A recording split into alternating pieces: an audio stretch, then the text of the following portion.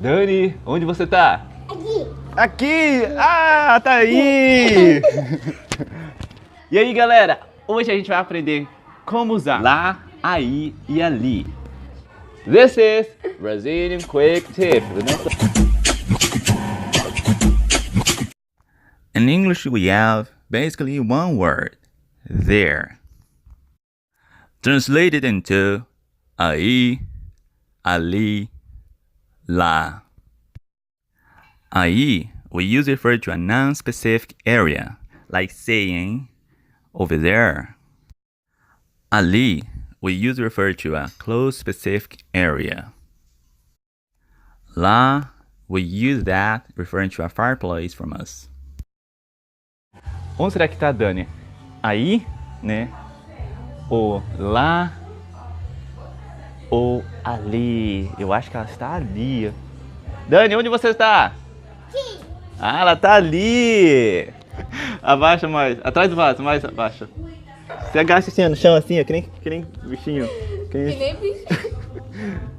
Isso, vai mais pro cantinho de lá, vai mais pro cantinho de lá. Não. Pra lá, pra lá.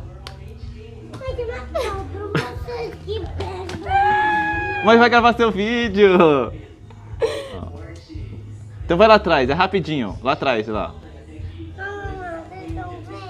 Não tem bichinho ali. Well, try to play hide and seek, Esconde-Esconde, and also record a video with my little cousin. Wasn't that easy, but it was absolutely fun. Okay, I'm gonna point out some things I just said in the video about our Brazilian spoken Portuguese. The first one, que nem. Que nem means like, similar. Que nem bichinho, like a little animal. The second word, ó.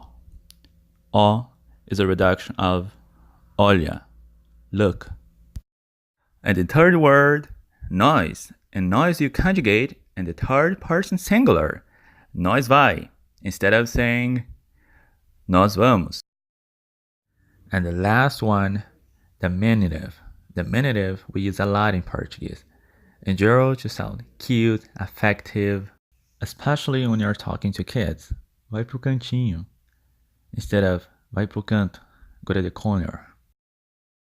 So getting back again to the point of using the word there in Portuguese, and then context are calling or text someone, we use aí.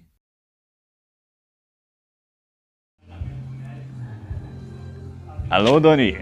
Está chovendo aí? Não, não vai chover. Eu vi no jornal que não vai. Ah, tô com saudade de você. Eu também. Agora não pode conversar, eu tô no meu trabalho. Ah, entendi, está no seu trabalho. Tá bom, tá. Conversamos depois, tá? Sim, tchau.